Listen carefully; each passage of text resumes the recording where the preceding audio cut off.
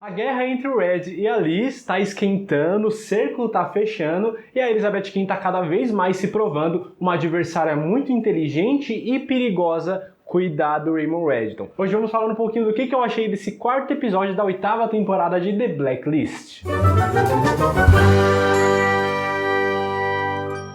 Sejam bem-vindos a mais um vídeo aqui do canal Minha Vida é uma Série, o canal que mais fala de The Blacklist ou Lista Negra aqui no Brasil, vocês sabem disso. Eu sou o Luke, se você está chegando por aqui pela primeira vez, muito prazer. E hoje vamos falar um pouquinho do quarto episódio da 8ª temporada de The Blacklist, que já passou nos Estados Unidos e já começo sempre respondendo esse vídeo aqui, que ainda não tem data para chegar essa 8ª temporada aqui no Brasil. Nem no canal AXN, que é o canal que passa a The Blacklist aqui no Brasil, e nem na Netflix, que também tem algumas temporadas lá, mas a 8ª ainda não tem data para estrear em nenhum desses dois lugares. Dito isso, eu vou começar um pouquinho da minha análise, o que eu achei desse quarto episódio da 8ª temporada, e é sempre bom lembrar, é claro, que vai ter spoilers sobre esse episódio, já que eu vou falar dele, certo? Então se você ainda não assistiu, tome cuidado. E eu quero começar esse vídeo de uma forma diferente dos vídeos anteriores que eu fiz, que eu já analisei o primeiro, o segundo e o terceiro, vocês já devem ter assistido, e esse quarto eu vou começar diferente. Por quê? Eu quero, a partir daqui, não falar mais sobre o quanto eu acho ruim as motivações da Liz pra ela ir atrás do Reddington, pra querer matar ele, pra fazer todas essas coisas que ela tá fazendo. Eu já comentei nos outros vídeos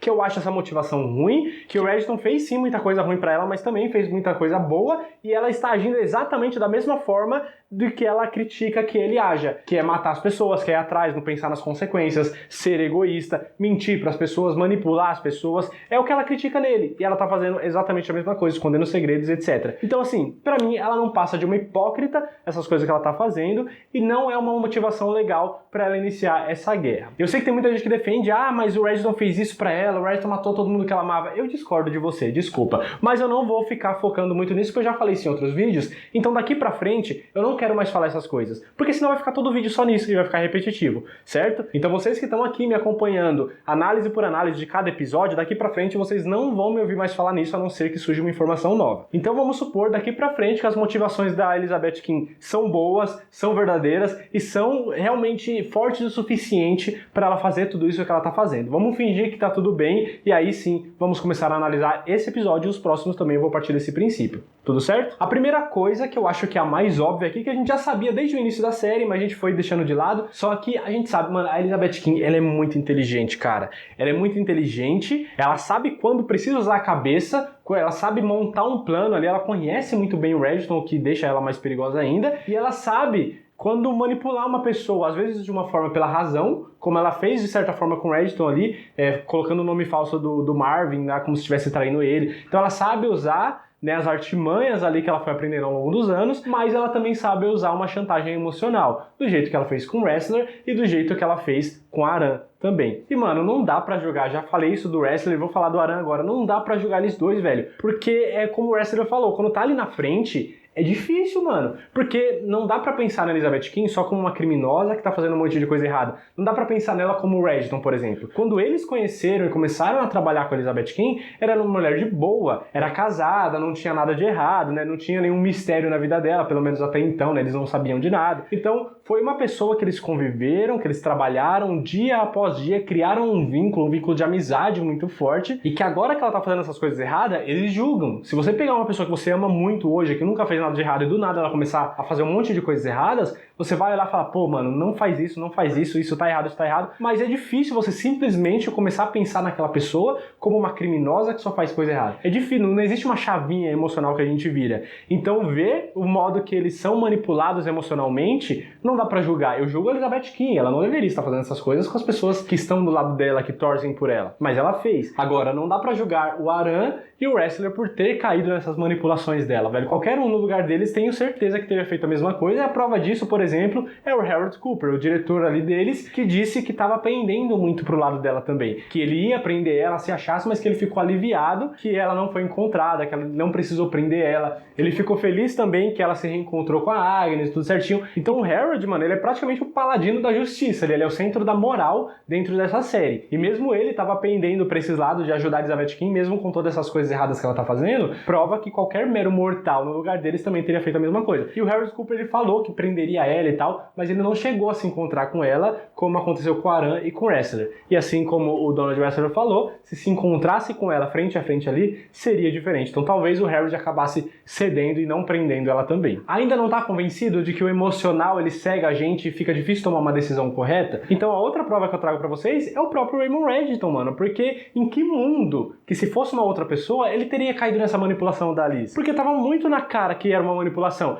Que chegou no ouvido dele que o Marvin estava traindo ele. E aí ele foi e viu que tinham as passagens compradas para outro país no nome dele. E foi como o Marvin falou, mano, se ele fosse fazer isso, se ele fosse fugir do Reddington e trair ele, não compraria passagens com o nome dele. Ele não é burro, ele conhece o Reddington há muitos anos. Então por mais que o Reddington falou, talvez você ainda tenha raiva de mim porque você foi pra prisão, mesmo assim não justificaria, sabe? Ele não seria tão burro ao ponto de colocar o nome dele numa passagem que seria muito fácil do Reddington encontrar. Então era muito óbvio naquele momento que o Reddington estava sendo manipulado, mas pelo sentimento que ele tem pela Elizabeth Kane, ele não viu essa obviedade na frente dele ali, ele não viu. Então isso prova que qualquer um que está com o emocional ali à flor da pele, isso cega a nossa razão, não tem como tomar uma decisão correta ali em um momento como esse. Então não julgo nenhum deles por ter manipulado, eu julgo apenas a Elizabeth Kane por ter feito isso, mas se a gente olhar pelos lados da razão, a Elizabeth Kane foi muito inteligente, porque ela soube como falar com cada um deles. Outra coisa que foi muito pertinente nesse episódio também, foi uma coisa que o Demby, eu acho que ele fez por mim, e deve ter feito por muitos de vocês também, a pergunta que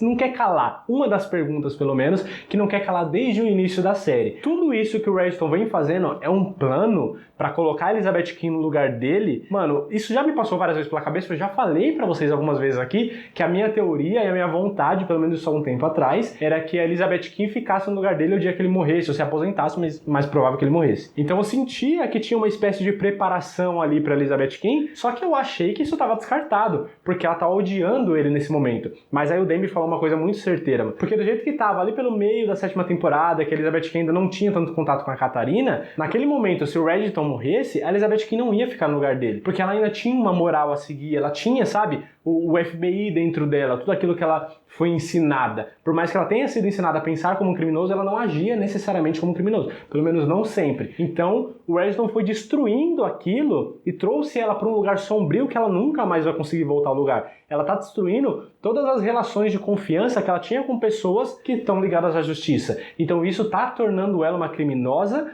em uma visão que só o Reddington tinha até então. Nesse lado sombrio que ele também vivia, e o Demby muito inteligentemente percebeu isso e começou a desconfiar que esse era um plano do Reddington o tempo todo, o que faz muito sentido. Mas o Reddington respondeu pra ele que ele não tinha um plano desde o início, que ele não sabia muito bem o que ele queria, o que eu também posso acreditar facilmente, mas acho que neste momento esse é sim o plano dele, porque ele viu a Elizabeth Kane chegando antes de matar a Catarina. Então ele podia ter hesitado, ele podia só ter levado a Catarina viva para torturar ou matar ela em outro lugar, mas ele fez questão de matar na frente da Elizabeth Kane. Algum plano ele tinha ali, e mesmo com tudo isso que ela tá fazendo, ele continua deixando as coisas todas para ela. Se ele vier a falecer ou ser assassinado, ela vai continuar com todas as coisas. Então ainda acho que o plano dele é esse sim, e o Demby nos deu a resposta que a gente tanto perguntava. Pelo menos uma delas. Outra coisa que eu não sei se passou despercebido por vocês, eu acredito que não, mas é que o Glenn foi mencionado nesse episódio. A gente sabe que, infelizmente, o Clark Middleton faleceu em 2020 e o personagem dele, obviamente, não tem aparecido desde então. A gente viu aí que lá no final da 7ª temporada teve uma homenagem ao Brian Dennehy, que também faleceu em 2020, que era o Dom, né, dentro da série, mas até agora a gente não viu nada relacionado à morte do Clark Middleton. E aí foi revelado, ali foi meio que vazado, que teria um episódio especial em homenagem ao Clark Middleton, ao personagem do Glenn, e a gente viu que ele ainda está vivo dentro da história. Não sabemos qual que vai ser o destino do personagem, se ele vai morrer ou se ele vai sumir, de repente vai ter uma mensagem de texto dele, um e-mail pro Reddington falando que ele não vai, que ele pegou um dinheiro e sumiu, de repente vai ser falado que ele traiu o Reddington e pegou uma parte desse dinheiro da Elizabeth Kane e por isso que ele tá sumido. Não sabemos qual que vai ser o destino do personagem, mas acho que não vai ser relacionado à traição não. Ele vai ser leal ao Reddington até o final, e eu acho que o personagem em si vai acabar morrendo e vai receber uma homenagem dentro da série. Ainda não sabemos, mas o fato é que voltaram a mencionar o personagem nesse episódio, então logo logo isso deve acontecer, deve chegar esse episódio que vai dar um desfecho para esse personagem. E chegamos aqui já mais ou menos na metade desse vídeo, e eu queria pedir para você que chegou até aqui e tá gostando dessas análises, gosta de assistir esses vídeos, se inscreve aqui, tem muita gente assistindo esses vídeos de The Blacklist e não estão se inscrevendo no canal. Dá essa forcinha para eu continuar fazendo toda semana, ou trazer vídeos novos também sobre The Blacklist, porque se você tá assistindo, talvez você goste da série. Então me dá essa força, se inscreve, deixa o like e compartilha com todo mundo que você conhece também, me segue nas redes sociais e vamos continuar falando o máximo possível dessa série The Blacklist, porque você sabe que esse aqui é o canal de séries do Brasil inteiro que mais fala de The Blacklist. Então eu preciso da sua força, da sua moral para continuar com essa marca. E se você tá olhando e pensando, não sei se eu me inscrevo, não concordo com a sua opinião, eu tô com preguiça de fazer uma conta, de fazer o login aqui para poder me inscrever, não sei, talvez depois eu me inscreva,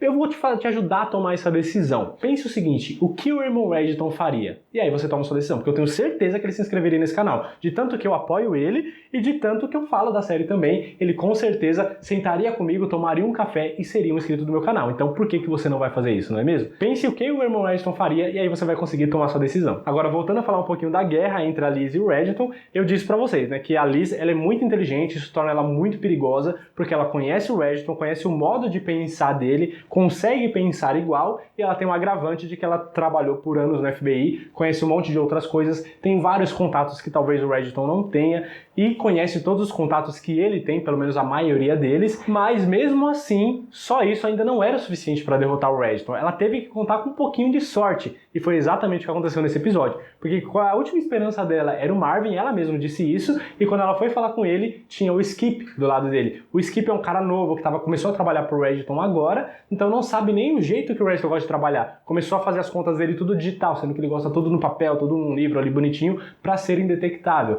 Então dá pra ver que ele é novo, que ele ainda não conhece o Edgerton, logo ele não tem uma lealdade indestrutível e muito menos um medo, um pavor do que o Edgerton pode fazer com ele ou com a família dele. E isso fez com que ele tivesse culhão o suficiente, ou zero noção de repente, né, para trair o Edgerton e ficar do lado da Elizabeth King. Ajudou ela a roubar 35 milhões de euros, o que tornou a Elizabeth King muito mais poderosa e perigosa. Agora, eu acho que não é só esse dinheiro do Edgerton, né? Ele deve ter muito mais dinheiro do que isso. Eu acho que numa questão financeira ali o Edgerton ainda leva muita vantagem, mesmo que a Elizabeth King tenha roubado 35 milhões de euros, porque, mano, eu não consigo imaginar que o Edgerton, um cara tão inteligente, tão precavido, deixaria todo o dinheiro dele em um lugar só, né? Então eu acho que isso não aconteceu, ele deve ter uma reserva maior ainda guardada por aí, espalhado e tal, mas mesmo assim, 35 milhões de euros para uma mulher que já é muito inteligente, muito perigosa, ela consegue comprar uma galera agora, e aí vai tornar essa guerra muito mais interessante da gente acompanhar, desde que a gente deixe aquelas motivações de lado que a gente não gosta. E ainda no finalzinho do episódio, tiveram novos questionamentos aí pra gente, trazendo de volta aquele mistério do agente N13, ou da agente N13, mas aqui no caso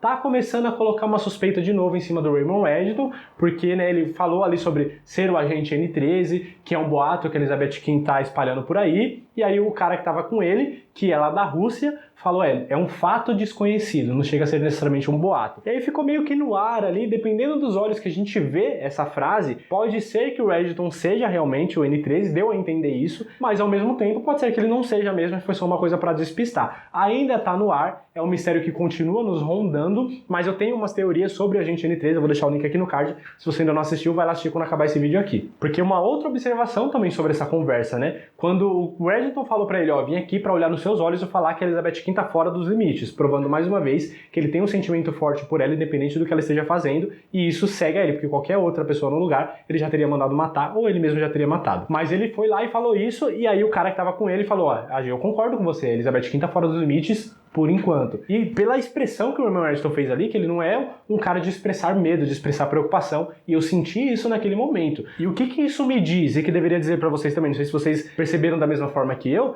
mas parece que ou a KGB ou os remanescentes da KGB ainda existem e estão comandando uma galera ali na Rússia e são extremamente perigosos, por isso que o Edgerton ainda tem esse medo dele, que talvez seja o mesmo grupo de pessoas que estava caçando a Katarina Rostova, por exemplo, por causa da diretiva 1000, etc. Ou pode ser também que essa galera da KGB necessariamente não exista, mas o fato é que existindo ou não ainda a KGB, tem um grupo de pessoas ali na Rússia que são extremamente perigosas e que colocam um certo medo, uma certa preocupação no rosto do Edgerton. Então a gente tem que ficar de olho nisso também, porque pode ser que isso se desenvolva. Eu acho que a Elizabeth King, ela vai se tornar uma pessoa perigosa, vai oferecer um certo risco para esse grupo desses russos, que deve ser a mesma galera que estava caçando a Katarina, e que aí eles vão tem meio que uma treta, um desentendimento com o Regiton, porque eles vão começar a ir atrás da Liz também, e aí o Regiton, que tá indo atrás da Liz, vai começar a proteger, porque ele é besta, mas eu entendo, não julgo por causa do sentimento que ele tem, mas não deixa de ser besta. Ele vai querer proteger a Elizabeth Kim, e vai ser uma treta toda generalizada. A Elizabeth Kim vai acabar sendo salva pelo Regiton,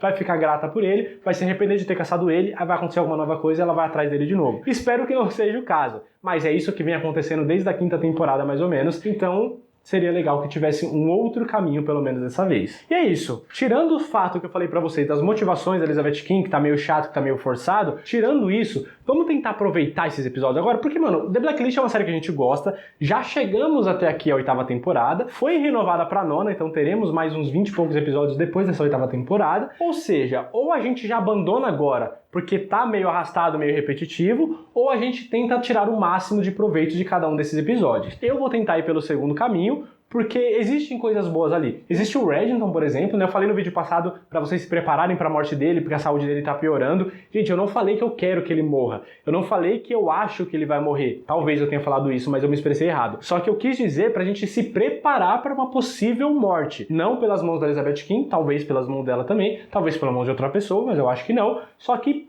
pela saúde dele, sabe? Tá piorando, ele não tá conseguindo encontrar uma cura, não tá conseguindo melhorar, então pode acontecer e a gente precisa se preparar para isso, para não se frustrar no meio do caminho caso isso aconteça, entendeu? Só queria preparar vocês, não tô torcendo e não gostaria que acontecesse tão cedo, pelo menos. Mas tentem fazer isso também, vamos tirar o máximo de proveito, vamos aproveitar essa guerra que vai ser uma guerra boa e vamos escolher um lado para torcer. É óbvio que eu tô do lado do irmão Regiton, mas vai ser interessante ver tudo isso acontecendo, porque nem a Katarina Rostova, que era uma pessoa inteligente e que tinha um nível do Regiton de experiência, de conhecimento e de aliados, nem ela conseguiu trazer tanto perigo quanto a Elizabeth Kim tá trazendo. Então vai ser uma coisa interessante da gente acompanhar se a gente tentar tirar o melhor de cada episódio. Eu vou fazer isso, eu gostaria que vocês também fizessem, para vocês continuarem me acompanhando nas próximas análises, semana a semana, todas as quartas-feiras por aqui, pra gente ir conversando sobre The Blacklist ou A Lista Negra. Agora é óbvio que eu quero a sua opinião, assim como todas as vezes. Deixa aqui nos comentários o que você achou desse 4º episódio, o que você espera para os próximos também, e não esquece de sair do vídeo de clicar nessa bolinha para poder se inscrever. Tem outros vídeos que eu vou deixar desse lado aqui. Aqui em cima eu sempre estou deixando para vocês a playlist de vídeos de The Blacklist, que tem as análises que eu estou fazendo dos episódios da 8ª temporada, mas tem outros vídeos também de teorias que, para você que chegou agora e ainda não assistiu, é uma playlist muito boa. Clica aqui que você não vai se arrepender. Muito obrigado por ter assistido o vídeo até o final, compartilha com outras pessoas também. Até a próxima, valeu!